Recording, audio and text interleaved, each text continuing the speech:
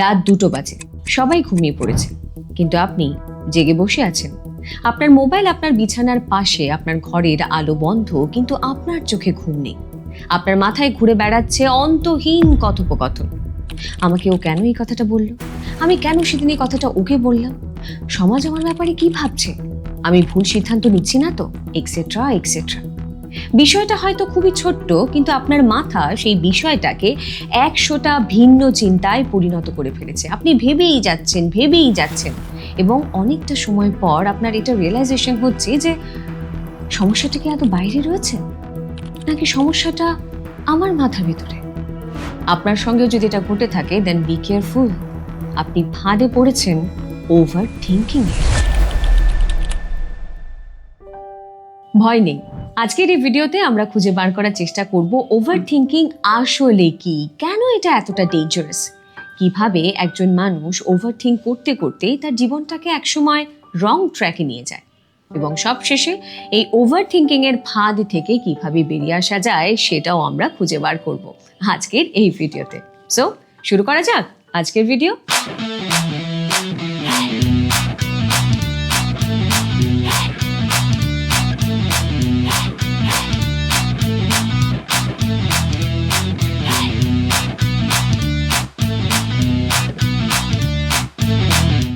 এবার আসি আসল কথায়, ওভার থিঙ্কিং আসলে কি? ওভার থিঙ্কিং মানে কিন্তু বেশি ভাবা নয়। ওভার থিঙ্কিং মানে হলো একটা ছোট্ট বিষয়কে আপনার মাথায় বারবার রিপ্লে করা, একটা বিষয়কে আবার আবার আবার ভাবা। একটা ছোট্ট এক্সাম্পল দিচ্ছি। ধরুন আপনি কাউকে একটা মেসেজ পাঠালেন, কয়েক ঘন্টা সে সেটা দেখলো না, সে কোনো রিপ্লাই করলো না। একজন স্বাভাবিক মানুষ সেখানে কি ভাববে? সে ভাববে যে হয়তো সেই দ্বিতীয় ব্যক্তিটি ব্যস্ত আছে, যখন তার সুবিধে সে দেখবে সে রিপ্লাই করবে। কিন্তু এখানেই একজন ওভার থিঙ্কার ভাববে যে আমি কি কিছু ভুল করলাম? সে কি আমার উপর রাগ করলো?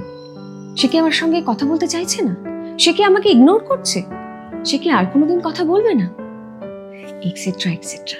দেখুন না, একটা ছোট্ট সিচুয়েশন, কিন্তু একজন ওভার থিঙ্কার তার মাথায় সেই সিচুয়েশনটাকে 10টি আলাদা চিন্তায় পরিণত করে ফেলেছে, যেন একটা বিষয় আপনার মাথার মধ্যে লুপের মতন বেজেই যাচ্ছে। আর মজার ব্যাপার হচ্ছে, আপনি এত ওভার থিঙ্ক করে কোনো সমস্যার কিন্তু সমাধান করতে পারবেন না, পারছেনও না, সেটা পারা সম্ভব নয়। ওভার থিঙ্কিং এর পর কোনো সমস্যার সমাধান হয় না, বরং আপনি ক্লান্ত হয়ে পড়েন মানসিক দিক থেকে। ওভার থিঙ্কিং কেন এতটা ডেঞ্জারাস? কারণ ওভার থিঙ্কিং আপনার জীবন থেকে চুরি করে নেয় 3টি বিষয়: আপনার শান্তি, আপনার আত্মবিশ্বাস, আর আপনার সিদ্ধান্ত নেওয়ার ক্ষমতা। এবার আপনি প্রশ্ন করতে পারেন যে ওভার থিঙ্কিং কিভাবে আমাদের শান্তি কেড়ে নেয়? একটা ছোট্ট এক্সাম্পল দিয়ে বোঝাচ্ছি। আপনি ধরুন কোথাও বসে আছেন, আপনি সেই সময়টাকে, সেই মুহূর্তটাকে, সেই মানুষগুলোর সঙ্গে থাকা সেই সিচুয়েশনটাকে আপনি উপভোগ করতে পারছেন না, কারণ আপনার মাথায় ঘুরছে আরো 10টি জায়গার কথা, আরো 10 জনের কথা, আরো 10টি বিষয় নিয়ে আপনার মন ভেবেই যাচ্ছে, যেটা পরে ভাবলেও চলতো। আপনি ভাবছেন 10টি কাজের কথা, যেটা এই মুহূর্তে ভাবার দরকার নেই। এর ফলে কি হচ্ছে? আপনি বর্তমান সিচুয়েশনটাকে উপভোগ করতে পারছেন না। আর ঠিক এইভাবে ওভার থিঙ্কিং আমাদের থেকে কেড়ে নেয় আমাদের মানসিক শান্তি। ওভার থিঙ্কিং আমাদের থেকে আত্মবিশ্বাস কেড়ে নেয়। ওভার থিঙ্কিং আমাদের মধ্যে একটা সন্দেহ তৈরি করে, সন্দেহ নিজের ওপর, যাকে বলে সেলফ ডাউট। আমরা ভাবতে শুরু করি যে আমি কি আদৌ পারবো? এই কাজটা কি আমার করা ঠিক হবে? এই কাজটা করলে লোকে আমাকে কি বলবে? ভুল বলবে না তো? ব্লা ব্লা ব্লা। এই ভাবনাগুলো ধীরে ধীরে আমাদের মধ্যে একটা সেলফ ডাউট সৃষ্টি করতে থাকে, এবং সেই সেলফ ডাউট একটা সময় পর আমাদের ভেতরের যে সেলফ কনফিডেন্স রয়েছে সেটাকেই শেষ করে দেয়। তারপর আমরা নিজের আত্মবিশ্বাস হারিয়ে ফেলি, নিজের ওপর আর বিশ্বাস রাখতে পারি না। আপনিও কি কখনো ওভার থিঙ্কিং এর কারণে সেলফ ডাউট করেছেন? কমেন্ট বক্সে আমাকে জানান। এত ভাবনা চিন্তার ফলে আপনার সব থেকে বড় ক্ষতিটা কি হয় জানেন?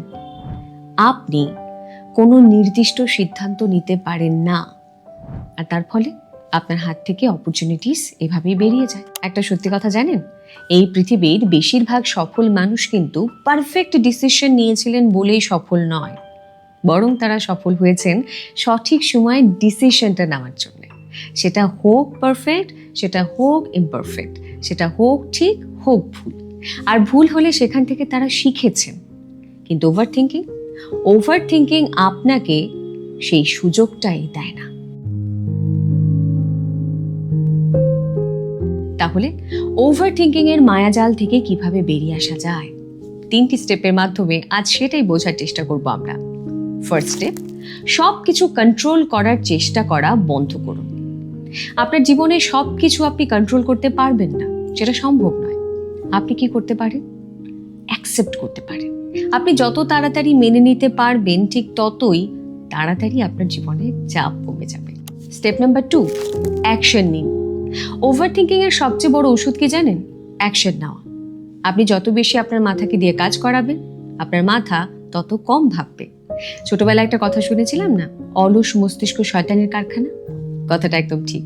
আপনার মাথা যতটা অলস থাকবে, আপনার মাথা যতটা কম কাজ করবে, ঠিক ততটাই বিশ্ব ব্রহ্মাণ্ডের চিন্তা তার ভেতরে ঘুরপাক খাবে।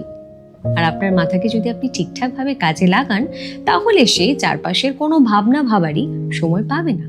স্টেপ নাম্বার 3, নিজেকে প্রশ্ন করুন।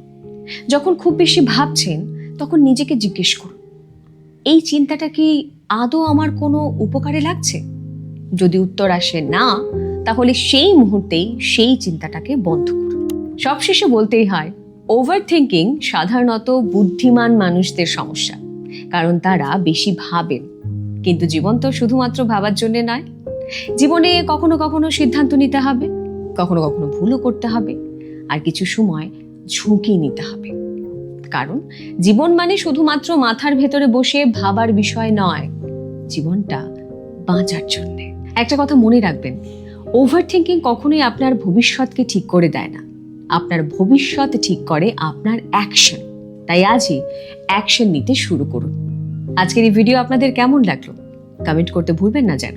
আর তারই সঙ্গে সাবস্ক্রাইব করুন আরজি সুনন্দার ইউটিউব চ্যানেল। তাহলে দেখা হচ্ছে তো পরের ভিডিওতে।